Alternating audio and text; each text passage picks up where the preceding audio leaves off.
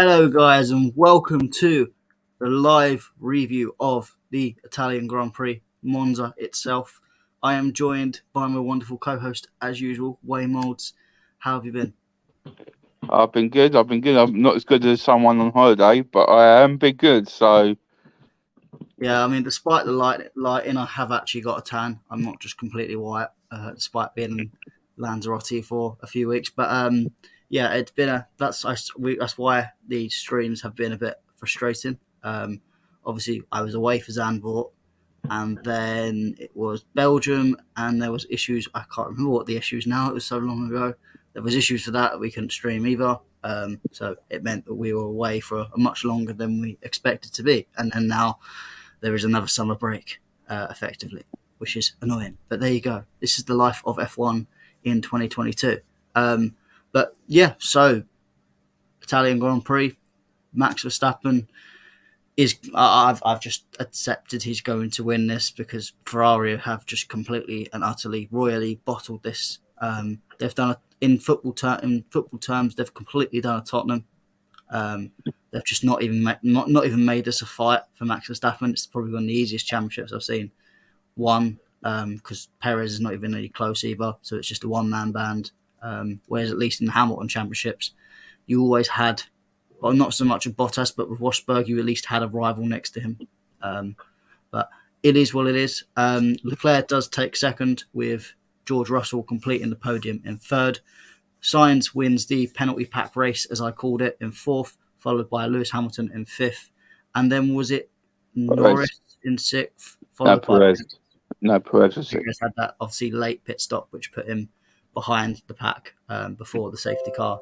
In terms of retirements, you had Alonso and Ocon both retiring for Alpine.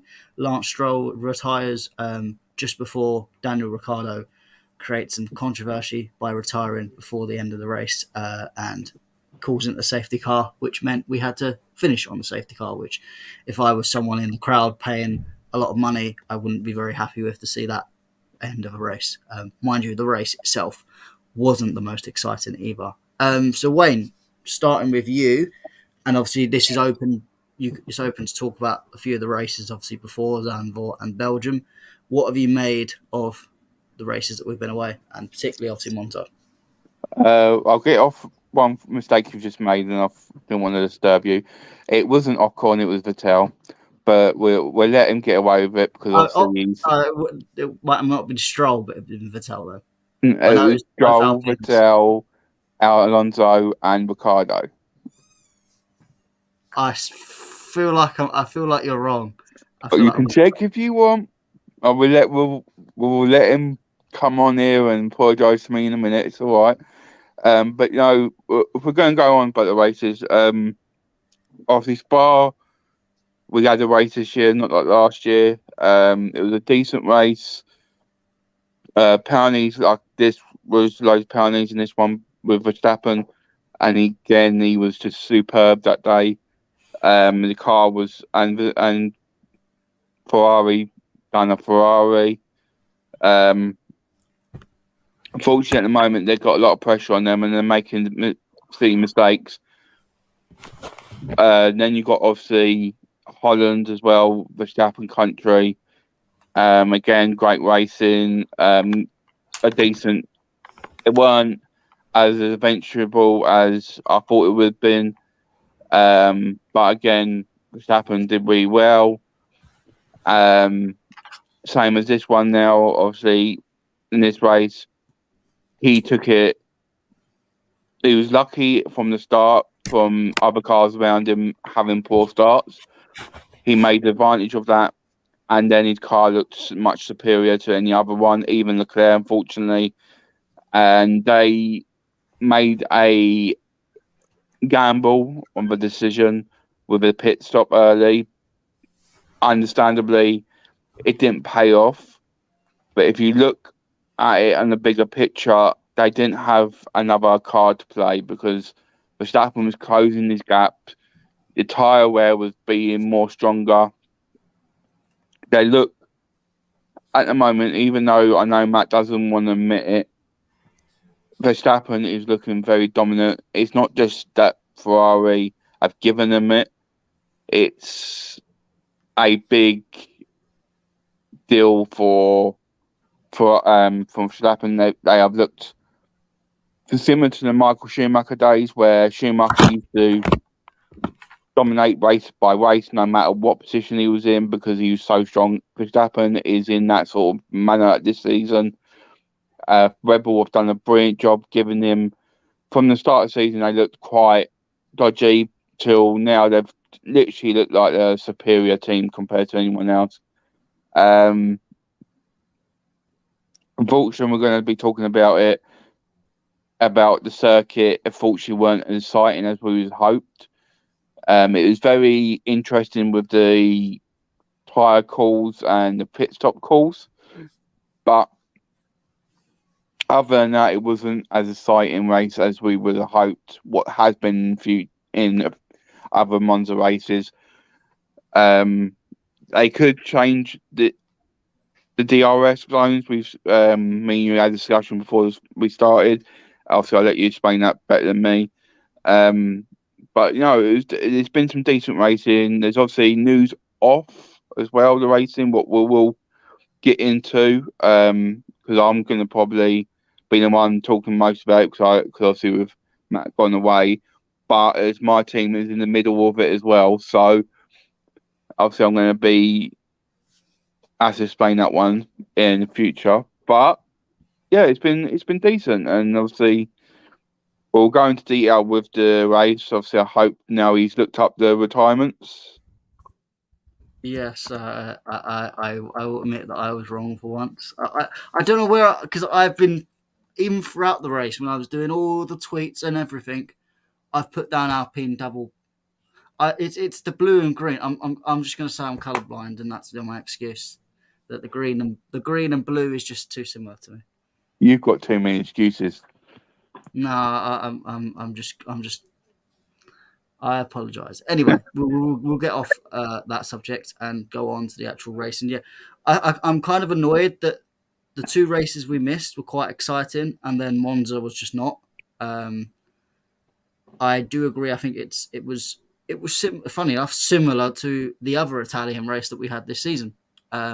In terms, it was a big DRS problem in terms of the DRS trains. I think the Italian Grand Prix have both been ones where the DRS trains have been most affected. There's a differences with some Imola.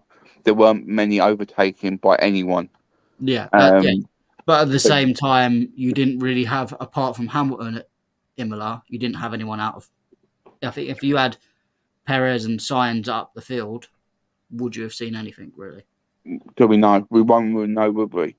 They didn't. That's the thing. Obviously, so, yeah, but from my idea that the most of the overtaking come from them two and Hamilton, of course. My idea would be that these DRS trains would have stayed the same, just further back in the grid.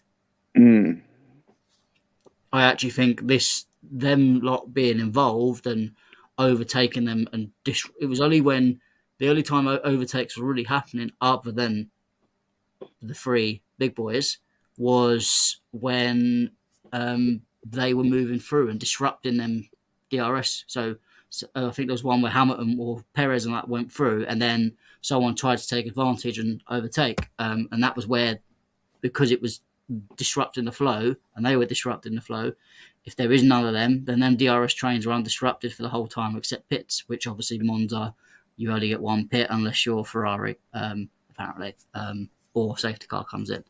But it is what it is. But yeah, it was not the most exciting race, but it wasn't the worst until obviously the end, where we'll get into that in a bit more discussion a little bit later on. But yeah, I mean, me going over the last two, I did watch both. I watched Belgium.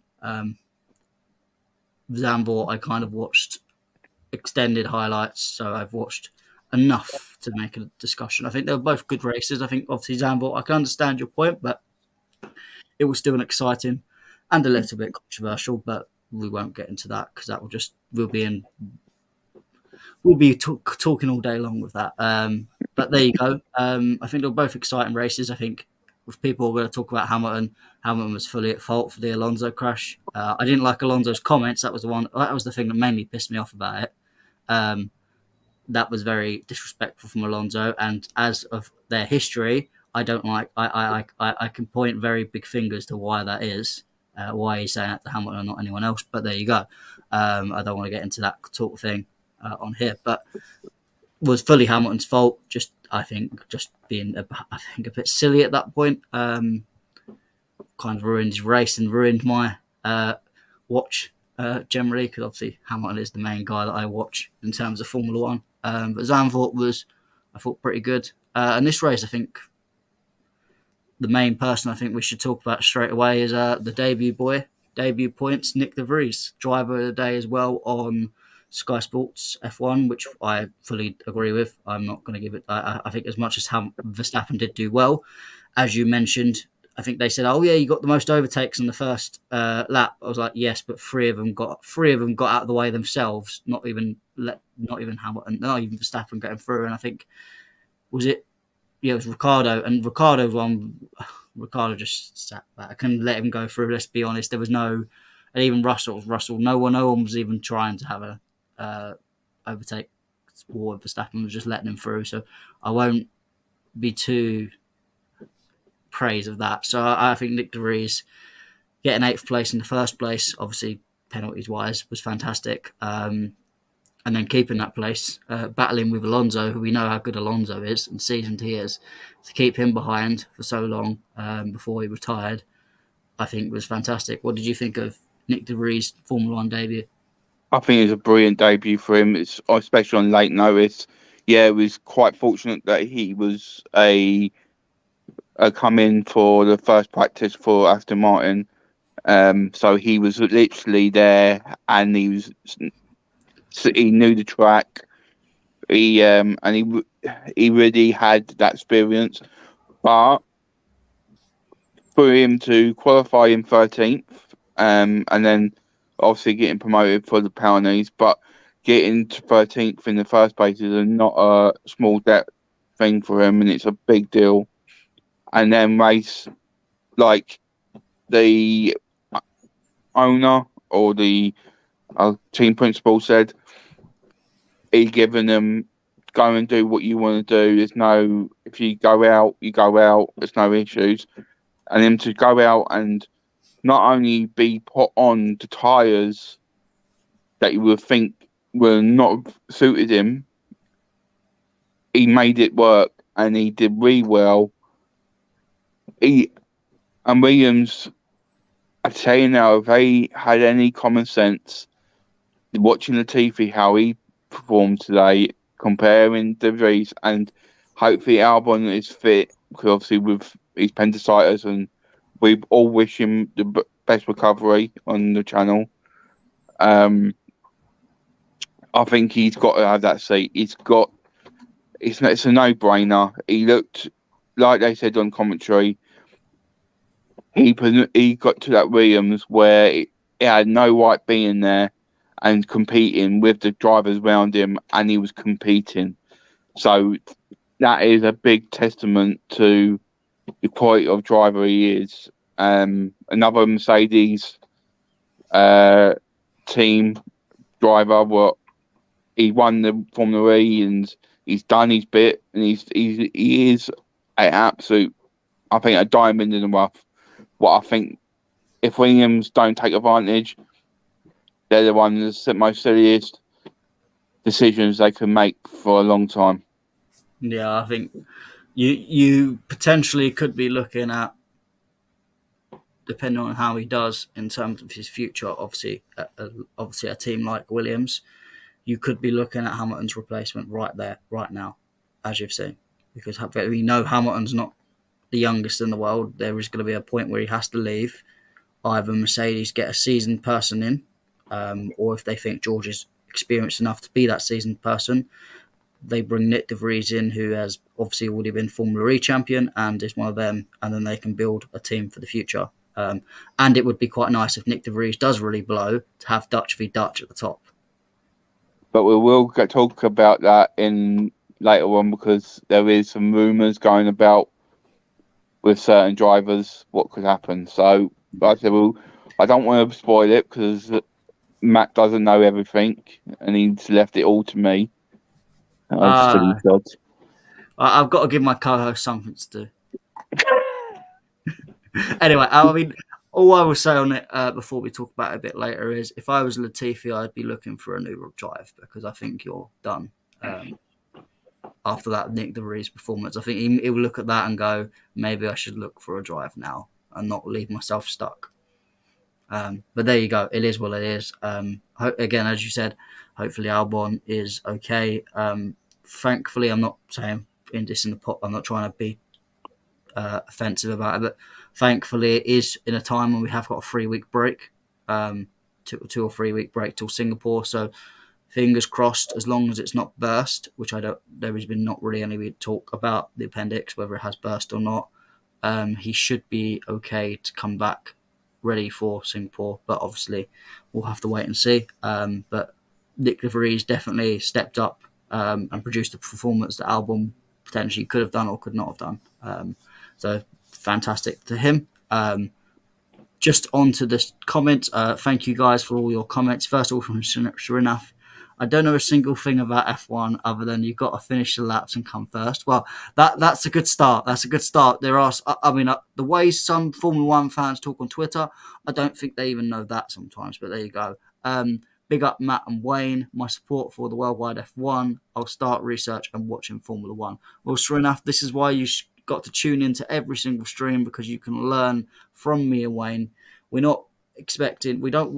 Obviously, it's nice to have the seasoned Formula One fans in the comment section, but it's also lovely to see someone coming into the sport for the first time and to know that you'd watch our videos and that's how you learn Means a F1. lot. That means a lot, and it's why we create this channel for everyone to grow the sport because at the end of the day, that's what we all want. And to your question of why no super chats, it's because we're not big enough in terms of subscriber and watch hours. Unfortunately, YouTube, we have to get to a certain point before we are allowed super chats. If it is possible, we may start opening up a PayPal before if we are getting enough people that want to super chat in so enough. So stay tuned for that, and we'll contact all you all. Let you know on the channel should that become an option in the future. Wayne, so obviously we'll carry on with the rest of the race. As you said, not much in terms of overtaking, but the overtaking did come from 3 particular drivers in Perez, Sainz, and Hamilton. All of them having different races. Hamilton struggled at the beginning, I think, stayed a bit cautious and then got caught out and had to just take the exit road, start from right at the back and then build his way back up. Sainz and Perez rushed in. Perez then pitted, which I found strange, and then you was almost expecting him to retire with the brake fire potentially, but he managed to sort that out and carry on. Sainz then pitted, did mediums, and they all did different strategies, but all end up in near enough exactly the same place. Who did you think, obviously not just judging from position, who do you think had the best day out of the 3 of them? For me, the person Science had a really good day. I think he did look quite phenomenal coming through the pack.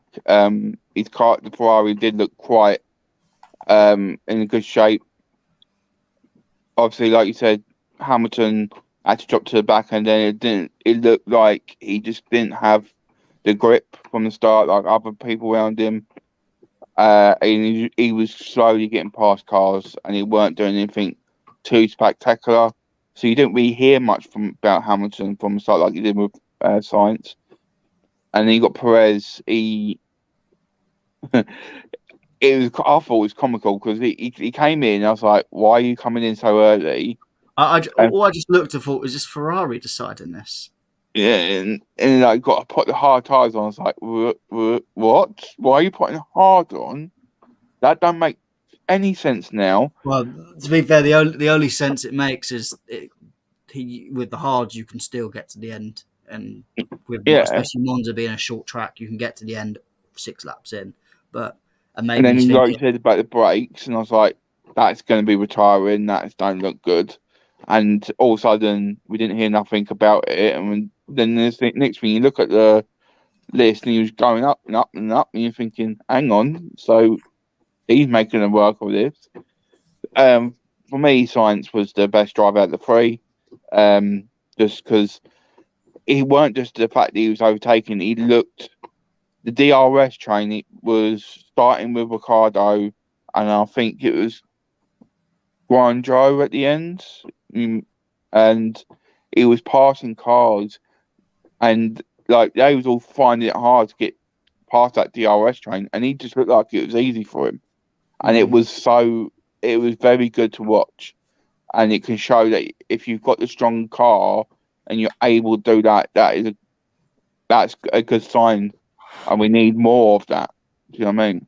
I think the problem is you've got with the mid pack at the moment, all the cars are so similar. I mean, it's a struggle in terms of they're all, you can't really pick out who's better than the other because they're all very similar in terms of pace. So when you're all similar and the DRS is not working very well in terms of big advantage, you're not going to get any type of changing, especially when you've got someone more seasoned like Daniel Ricciardo or Alonso towards the front of the pack where they will navigate that pace quite well, whereas a younger driver may not be able to manage it so well, and then that can cause overtakes and etc. But yeah, I think I agree with you on the most part. I think with Hamilton, I do wonder whether it was a thing of obviously because he went on, seemed to be going forever on their medium tires, and then went on the soft. I wonder whether that was an option from the beginning because it just didn't seem like he could probably, and you saw he did have the pace eventually when he did start overtaking, but it was almost, I think he had that bad start which didn't help. But it was almost like if I get past you, that's fine, but if it's not, I'm not going to destroy these tires to do it. Whereas I did see like it almost did look like Perez and Sainz were looking, let's get the position and then pit earlier, potentially have 2 stops if we have to, and go a bit more all in. Where it seemed like Hamilton was doing a typical Hamilton, really. Especially, it was one point where he was like, "Oh yeah, my tires ain't very good." Passes 2 cars in the space of that time when he said it. I was like, typical Hamilton. You complains about tires and then suddenly does something really good. Or normally it's that you pull in a fastest lap or something like that. I was like, "Oh, my tires are rubbish." But there you go. I think Perez, I think, was a bit not disappointed. I mean, he was okay. I think obviously the pit stop was bizarre at best, and then having the brake fire, and then doing seemingly well, and then pitting at the end again, which then with the safety car messed him up completely because it meant he lost a couple places, and Hamilton obviously was nicely gained from that, and Norris as well, which was good because I think Norris, if we go on to him in a little bit, I don't think he didn't generally, he had a really poor start and then just didn't have a good race, did he? I think it's the first time Ricardo's probably done a little bit better than him in general. From the start, he did. Yeah, he just bogged down. And he just was, his tires was straight away. You could see he was struggling. He started grabbing bits back. And then he was in a fight with Alonso. He got past Alonso luckily. But then it just it weren't the best for him. Can you take your ice cream, man? Just stop it. Oh, don't! They go around so much. Like I don't want to. I got It was a good race for McLaren in general. With Alonso coming retiring, and with the Ocon having no pace, it looked like we was going to have a good points day for both of them, and that would have done me. I'm not expecting them to do anything spectacular anymore because you can clearly tell we're fighting for the 4th position with Alpine as a team. And I personally don't think you are good enough for that 4th place either. if we're going to be honest, I don't either. I'm not going to sit in both. I even though it's my team, but from the start of the season, it just looked like it was a one-man team, and that's been like it all season, and it's true. I think it's took its toll on Norris. So I'm looking forward to next season, as we'll go and talk about later on. So yeah, it was good. It was good enough, but could have done more. Yeah, I mean it is a disappointing season in general for McLaren. But hopefully, well, I say hopefully you can improve, but it's it's frustrating because I feel like you take a step forward in a season and then you take two steps back for the season after. Yeah. And I feel like McLaren has been for too long away. Arguably similar to Ferrari, because I think Ferrari, yes, they've been close in some seasons, but they've always found a way to mess it up themselves. They've been way too far away from the top for a long period of time. It has been Red Bull and Mercedes if there is a massive fight for a title, as we saw last season. It is what it is. Hopefully, some of these better, more historic teams can improve in the future. Obviously, there are some dramas and news coming out very recently with certain engines that might not be there, and arguments between certain principals who potentially I will speculate could be in trouble should they need that engine. But we'll get to that in a little bit. In terms of kind of the rest of the race, in terms of actual highlights, there's not too much. But in terms of people, Pierre Gasly in eighth, good result for him generally. Obviously, he's been struggling a little bit recently, so some points on the board would be good for him, won't it? Yeah, it was good for him, but I'll be honest, I don't see him. He seems quite disinterested now, even though he signed a new deal this year. I don't really see him very excited anymore about what he does. If that makes sense. He just Yeah, looks like that's the thing that frustrates me with Gasly. Like, you are a good driver in general. You do have, when you pull it on, you're quite good, but it just doesn't seem motivating. Like, mate, I'd love to be in that Formula One car right now. I'd die to be in a Formula One car. Yet you don't seem to have the passion, and unfortunately, I think there's too many people in them cars that don't have the passion, or just are simply not good enough because Daddy's running the team. I won't name who that is, but I think everyone who knows Formula One will know who that is. But yeah, I just, like Sonoda is obviously he's not had the best of results, but I just enjoy Sonoda a bit more because I actually find he cares more about the team. But that AlphaTauri have kind of a very strange dynamic at the moment. and yeah, there's a I like don't we think. will break into later on. There's a lot of rumors going about at the moment that are interesting in IndyCar and F1, but we will go into it. But AlphaTauri is part of it, and there's some sticky points in it. But like I said, we'll go into it because it's going to take me about half an hour getting into all these driver lineups because Oh, don't. there's a lot going on. It's typical when so much goes on, it messes everything up. But there you go. It is what it is. In terms of other drivers, the only one I can really point out that had a good race in perspective was Zhou Van Yu, picking up the final points of the day. Positive again. It's still his rookie season. We all do forget because Formula One time flies by at the moment. But another good points tally for him, picking up more points in his debut season. He seems like he's suited to the team with Bottas. It seems like they're very good teammates. They work off each other very well. I've not really seen any issues in that team either. I think he is a good driver. I think he's just been a bit unlucky with retirements so far at the moment. That's what I think And Bottas. with the team. Yeah, AlphaTauri, Alfa Romeo, their engine issues they've had sort of start of the season and throughout the season. I think is the only issue they've had, the problems they've got. But other than that, they look like if they didn't have their engine issues, I would be very worried about them taking over from McLaren. And even I think they can even push out Alpine. They look a much better team than as a driver lineup. Everything else is just the engine issues. I think are letting them down. Yeah, I think once they get it up and running, and whether that is do they stay as they are? 'Cause it is Ferrari engine, isn't it? Yeah, Ferrari engine.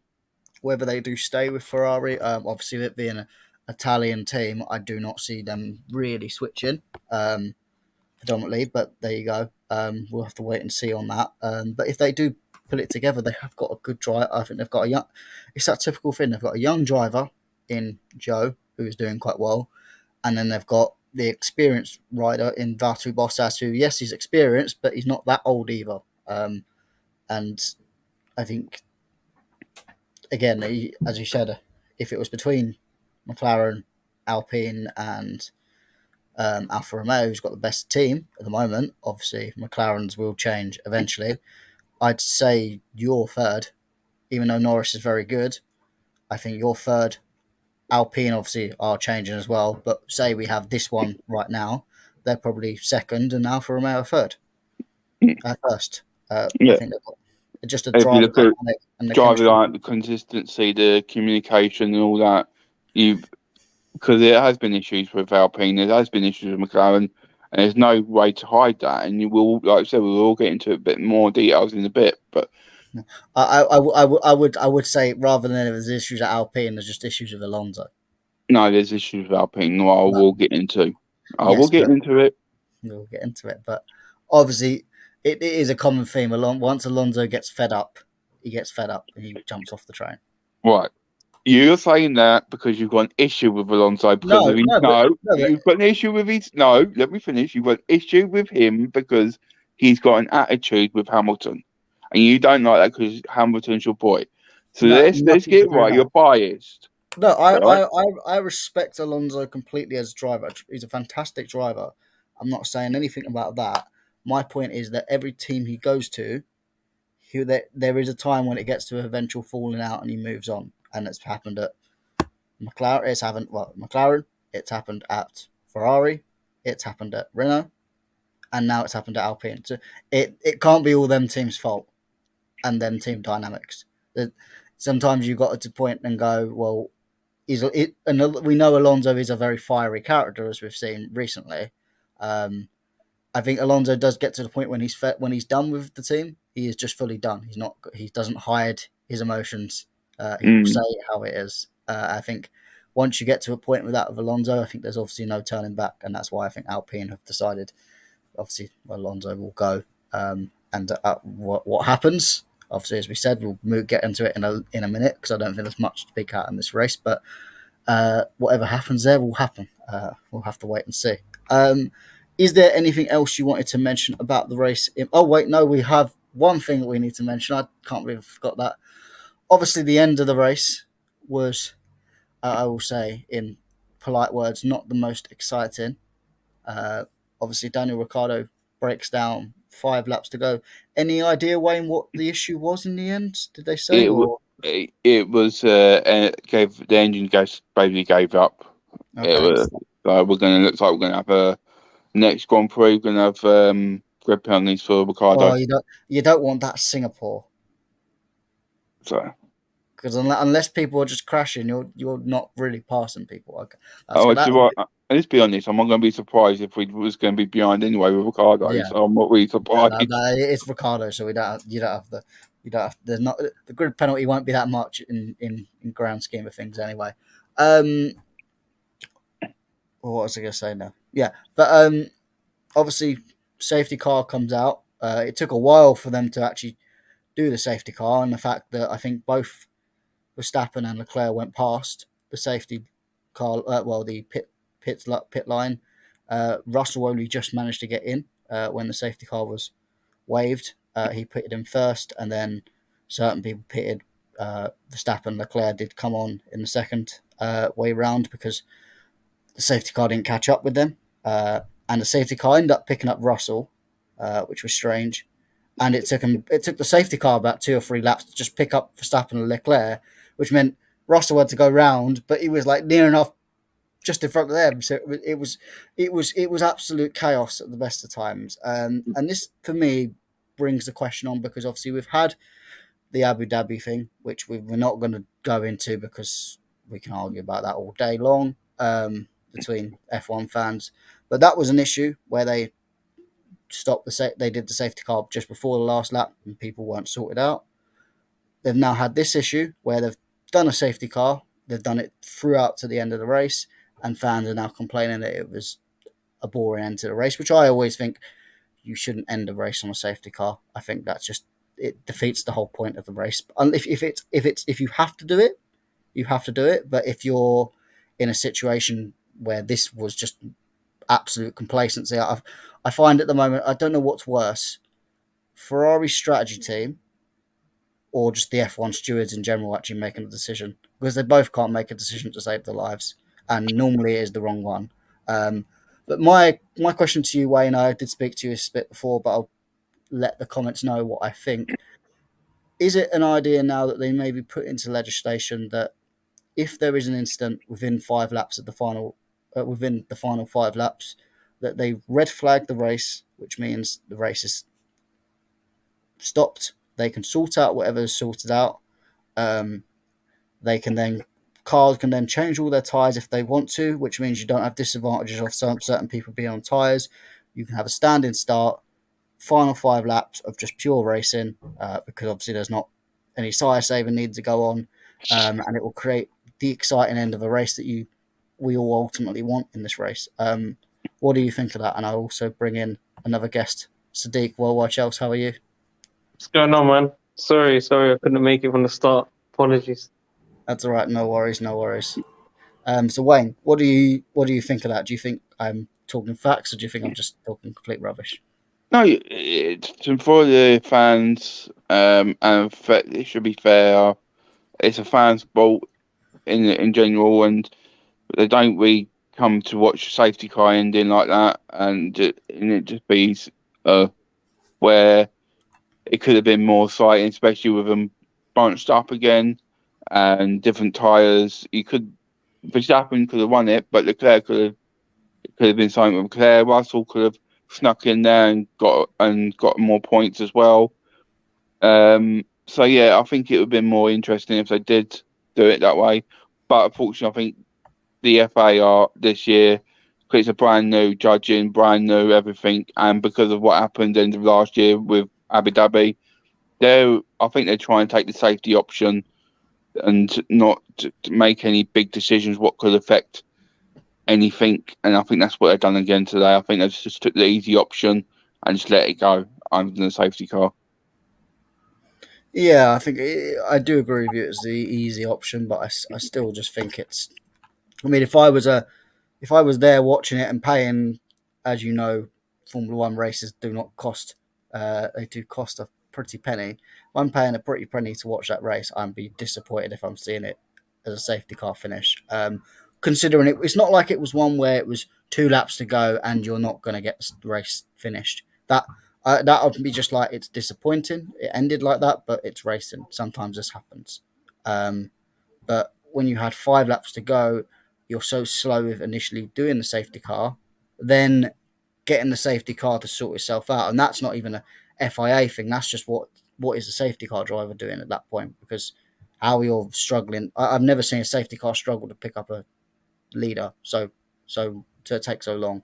And then obviously you then run out of time. But it is what it is. Hopefully, well, I don't expect anything to change, because I think the sport has been shaky at the top for a few, not even the last year. It's been for a few years. I've been noticing strange decisions. Strangely enough, I don't want to blame it. Since Bernie left, I think the decisions have gone a bit haywire. But obviously, I'm not blaming the new guys, but it is what it is. But yeah, I mean, hopefully something does change. I mean, Sadiq, obviously, I know you've had issues. I don't know how much of the race you've actually watched, but what did you think of the race in general? Yeah, I saw majority of the race. I turned it off at the safety car, and I saw the whole timeline going mad, saying red flag, come on!" And then I just saw everyone going through. The whole cars was a mess, man. Like Russell looked like he was gonna get lapped, and then he had to go all the way around as well. It was just the whole thing was just a whole That's what mess. so I was like, oh, we should start it now. I was like, what's Russell gonna? How that you just can't do that to Russell, because Yeah, that was the weirdest ending that I've seen. But yeah, I echo what Wayne said. Definitely, just being cautious. But if you pay a lot of money for that, then I feel sorry for you. But to be fair, Ferrari made a mistake anyway with the virtual safety car on the first stop. I think it was too early, and even with the soft tires, he wasn't even catching Max Verstappen on a used medium. So it was weird, and I don't think Max was even trying. I think he was just reserving. I don't think he was even trying. So that Ferrari father, it's finito. Like this whole championship is done. I mean, it was already done anyway, but this race in front of the fans as well, it's disappointed, man. I think I can honestly do a better job than these strategists, definitely for sure. But I do want to call out Lewis Hamilton, man, double overtake. I absolutely enjoyed that one at the fucking that first corner. was lovely. I got a bit of that. I'm not saying I words. love that move. I hadn't seen it on board yet. I saw it when I think Norris was fighting Gasly. I think it was. I can't remember who it was. He was fighting someone, and he just come through like the British GP. Just come through. It's just the fact that it was Norris as well. And I remembered. I was like, oh, I need to remind Wayne of that. But Sadiq has jogged my brain again. That one stood out, and obviously the start. The McLaren at the start was a fucking shambolic, absolutely shambolic, and allowed Max Verstappen to get into fourth straight away or fifth, whatever it was. The funny thing was, it compromised the others as well, and No, I mentioned that with it. Yeah, that's right. We just want to compound it because obviously Father is struggling because I don't even want to bring him on because I think he'd be just. He was messaging me. He was crying so much. I was like, look, honestly, this team, I don't even take the piss out of him anymore because it's just shambolic. But Wayne's used to being McLaren being rubbish, so you can. I've had years of it now, so it's all good. But obviously, Ferrari fans are almost like the Man United fans of football; they can't take it when they're losing. Finito, man. This race. I mean, this season's done. I don't know if you saw the Hamilton interview after qualifying. He's talking about next season. Hamilton's been talking about next season since Belgium. No. But he gave some insight about next season. I don't know. You need to hear it. He was talking about they found the issue, and they're going to revert to what they done last year. They're going to change the area. I think it was or something. They found some gap. I think for a while they've figured out roughly what it is, but I think their idea is it's too big to solve now, and there's no point. Club teams will already be looking at next year's car now already at this point of the season, especially now the season is near enough done. If they get it sorted, Mercedes, they're going to be hard to go against because Russell have looked like he belongs up there with the big boys. And Hamilton still Hamilton for himself, he's still one of the best drivers out there. So yeah, that could be what I do like and what keeps me hope about this Mercedes car is it is very shaky in practice and a little bit shaky in qualifying, although has been much more consistent recently. When it comes to race day, while it's a little bit slower than the Ferrari, it's still around. It's still there or thereabouts and can easily. It's not like McLaren. Not like McLaren.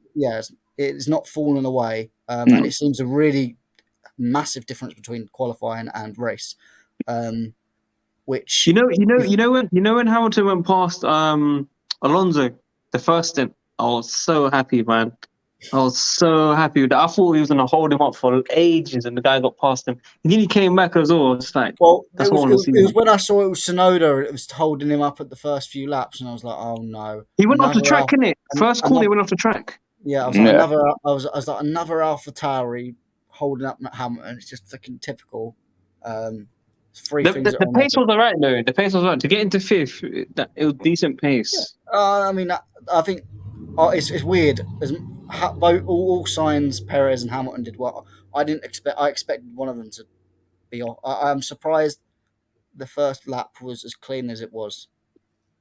Yeah, I honestly thought with the amount of drivers too high up and too low down, someone's going to have a differential in pace and someone's going to hit each other. And especially I thought when Norris did have his bogged down, I thought that was going to cause the aftermath, but obviously I think there was a thing. I think one of the Hasses did clip Bottas, but nothing to cause any major problems. But it is what it is. I mean, obviously Monza, we spoke 45 minutes on it, which I think that is more than it deserves because there's not really too much to speak about. But obviously we have been away for a couple of weeks, and obviously a lot of stuff has happened legally, mainly off the track rather than on the track in terms of news. Obviously, Wayne has got us a little lowdown of all the news, so I'll hand it over to Wayne to give us the Obviously, lowdown. yeah. Before we do go though, fortunately, Sadiq's got to go back to his Thank you, family. Ray. Sorry. So thank you for coming on, Sadiq. Obviously, anytime you're on there, we appreciate it mainly. Obviously, follow him on his socials. Follow Worldwide Chelsea. Keep on supporting us. He does a brilliant job. Show him the love and support. He's going through a lot at the moment, and he needs all the support he gets. So please show him that love and support. And thank you again for coming and joining us today. No, thanks, man. Thanks for doing these streams as well, man. Apologies, but yeah, to leave last night. But I'll catch you guys soon. Catch you later. But we'll get into it now. Obviously, when we spoke about it last time, Piastri was having his row with Alpine, and he wanted to sign with McLaren. They went to court, and McLaren won the battle, and it's official. Next season is going to be Lando and Piastri, what I'm really looking forward to.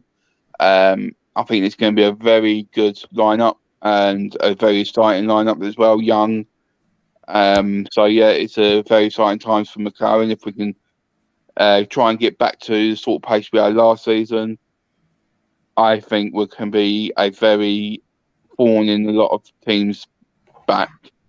But now talking about that obviously leaves Alpine with not a driver again. Now, there's rumours obviously Ricciardo going back, but that looks like that's subsided for now.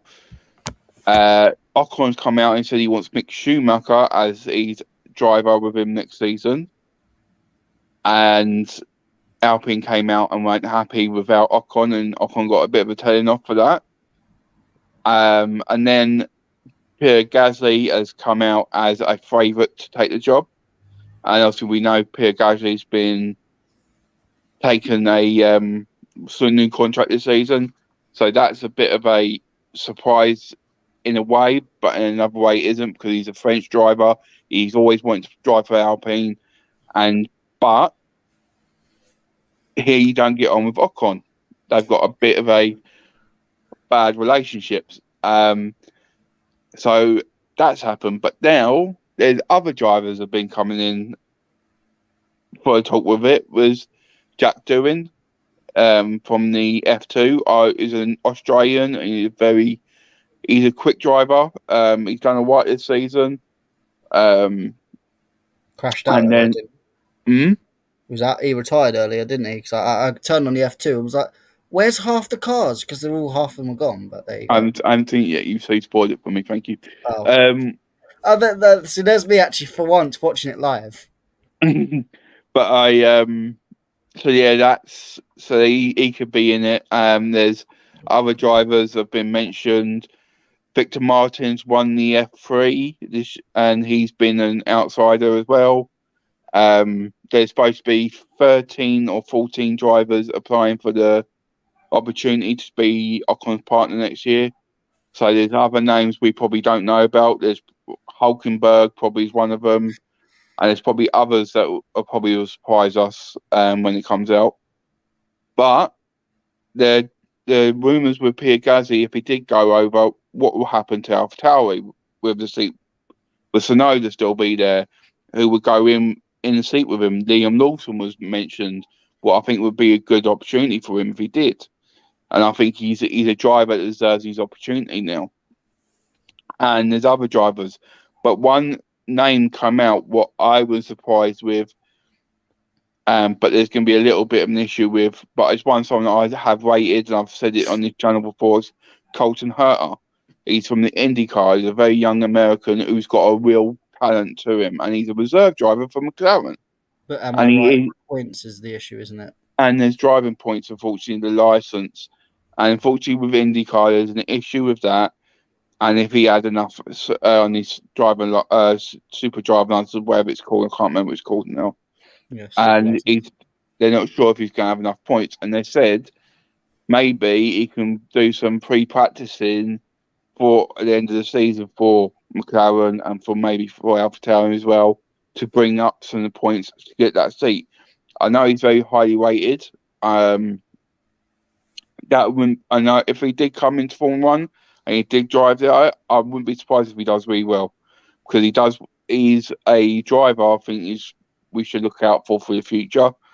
And so there's all this mix, and then Williams come as well. With Ricardo, they're saying he could go to Williams on Haas because Mick Schumacher is leaving Haas. It looks like now. And so that driver's seat is going to be available, but there's other drivers. Anthony Giovinazzi could come back into F1. He's really done free practice with them. He could come in for that drop seat. And obviously with Williams, we've seen Nick De Vries. We believe he'll be coming in there. And then there's a rumour that he might take a sabbatical for a year, or the big rumour, what obviously will come on to Matt, and I want to ask his opinion of it and what he believes is if it's the right move for him.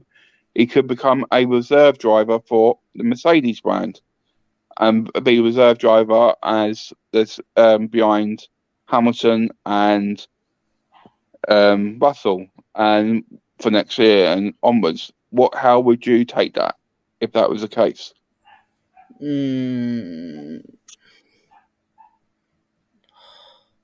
I don't really.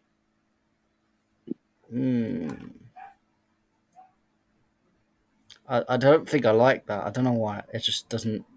Straight away when you said it, I was like, no, like I don't want it. But there you go. I mean, obviously it's going crazy at the moment. I mean, at this rate, we're going to have about 60 drivers racing on the track next year. But one thing I was going to ask you, obviously, with Piastri now being with Norris, obviously he wanted to go to Alpine. This is why the whole trouble has caused, because he wanted to come out of his contract and go to Alpine. Is there any worries on your side? I know it's a very good lineup on paper, but if there is potential rumbling still, Piastri still, if Piastri himself is unhappy staying at McLaren, would that be a worry for you to bring that kind of unstable environment further into McLaren? You're confusing me. Right.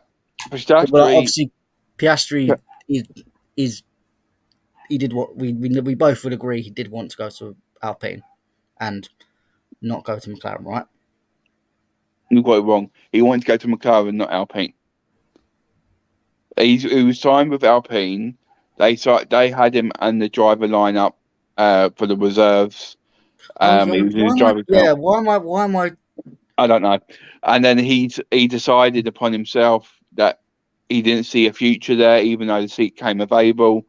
He wanted to join McLaren, where he felt like they wanted him and he had a future. He's really done test drives and things for them outside on F1.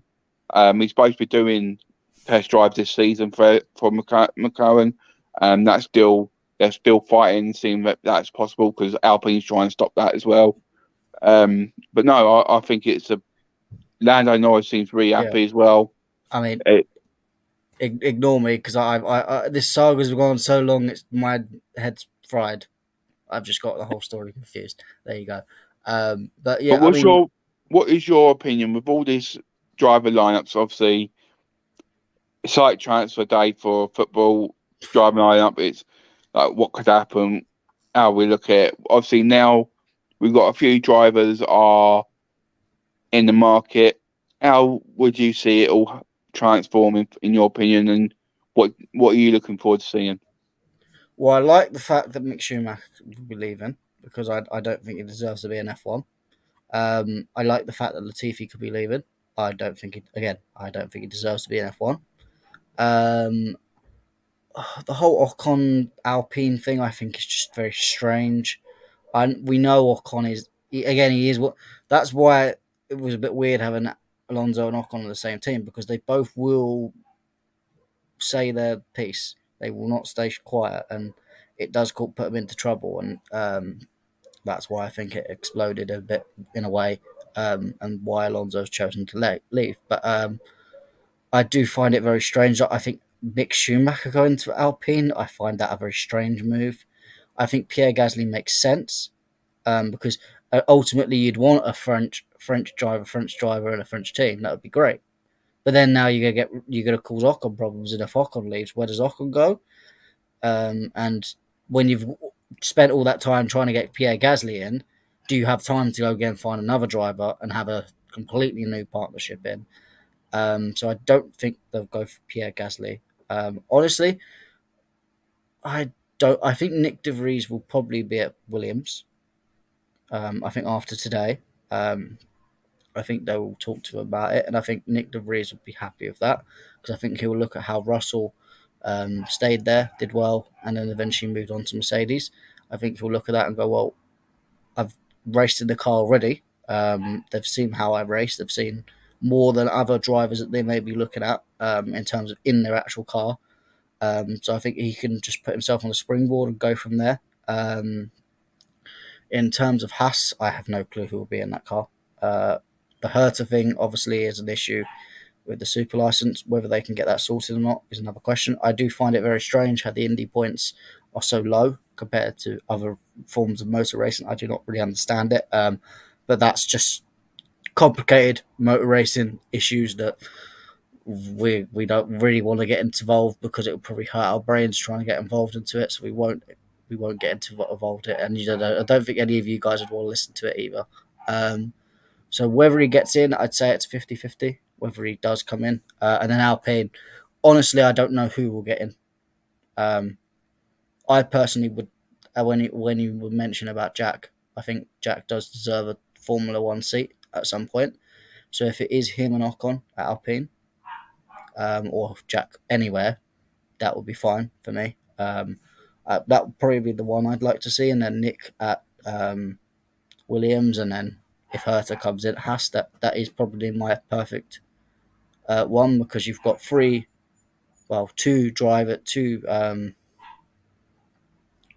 should be in F1 coming out, placed by two drivers that deserve to be in F1 coming in. So that's always a good start. They just need now mastermind himself, Lance Stroll, to leave, and then you've got rid of most of the guys that don't deserve to be in F1 out. But there you go. We'll have to wait and see on that, because I imagine, as you've said, Wayne, it's been topsy turvy for the last 2 weeks. I don't think that's going to stop anytime soon. No, it won't. Obviously, it's still lows in the air. The other breaking news that came out while you was away is it's been confirmed with Audi. They are now going to be in Formula One in 2025 or 26. I thought it was 26. Yeah, it could be 26. So they're coming. There's no news if they're going to come in as an independent team or if they're coming to take over a team, but they're coming in. And Porsche is in talks with Red Bull for be their engine, but that's not been confirmed. But there's a lot of talks there going on at the moment. And there's talks of Honda might be coming back as well, in some sort of form, because they are looking at, they want to be back in the sport. There's a lot of news in that sort of area as well. There's news on the track, because I'm going to break it now I love the audience, and I know someone's not going to be happy with me saying about it, but I think I have to break it. There was someone having their tissues and crying because there's rumours that the Belgian Grand Prix could be finito for after this year. And as we know from when we did the tracks, it was Matt's favourite track. And fortunately enough for him, they have announced there's going to be another year to it next year. So they are 100% in. There's still rumours that other circuits are going to be changing next year. So there's no confirmed. This race they have confirmed that it's going to be 23 races again, but they haven't confirmed what, who, where, anything yet. So there's a lot of stuff still in the air with F1. If you do like motorsports, the other news is obviously tonight is the IndyCar final race tonight. It's on Sky Sports F1 at 8 o'clock. I would advise you to watch it because it's quite a tight race, and there's a few drivers in there that you would know from Formula One days. You could look into it, and a couple of young British drivers in there as well. Be nice to you for support. So if you can do that, you're more welcome to do that. But obviously, we have got 3 weeks now, I think it is, to the next one, or a couple of weeks before Singapore. Yeah, I think it's 2 or 3 weeks. And obviously, Singapore's one of my favourite races, and I'm glad it's back on the circuit. So we're going to be obviously be doing that, and then we've got unfortunately Japan, where it's going to be early hours start. So we'll probably get that done, but probably won't be on the same day, or we don't know yet. So we have got a few races coming our way. So, but hopefully now on, means a matter of 3, we're going to try and get some content one way or another with, obviously, with the news this weekend of the Queen.